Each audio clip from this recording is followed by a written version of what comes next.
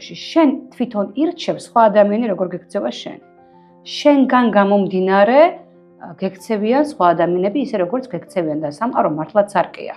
რასაც შენ შინაგანად ატარებ, რასაც ასხივებ, ის გიბრუნდება უკან.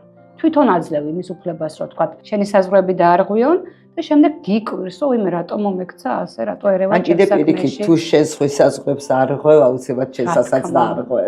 კი.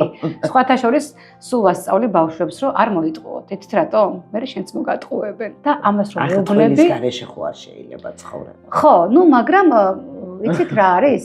უნდა გააცნობიერონ, რომ მე როცა მოვიტყუე რაღაცა, მეც მომატყუებენ. მე რო ვტყუი, მე უნდა ვაცნობიერებდე, რომ რატომ ვაკეთებ ამას და რას მაძლევს ეს ტყუილი. თუ მე მაწყობს, მაშინ მოვიტყუო. დღეს სკოლაში და ზოგადად განათლების სისტემაში რამდენად არის ადგილი, რომ ადამიანმა საკუთარ თავზე იფიქროს და გააცნობიეროს რა უნდა ამ სამყაროში. არ არის მაგას ადგილი. მაგას გავიძახე, მაგიტომ მინდა რაღაცა შევცვალო. აი არ მასვენებ შინაგანად, რავი, რა ძალა ქვია ამ ძალას, რომ რაღაც მინდა შევცვალო და ყველა ადამიანს მინდა რაღაც ჩავუდო თავში, რომ მოეშვი ყველაფერს და მოდი ჯერ საკუთარ გონებაში გაერკვე.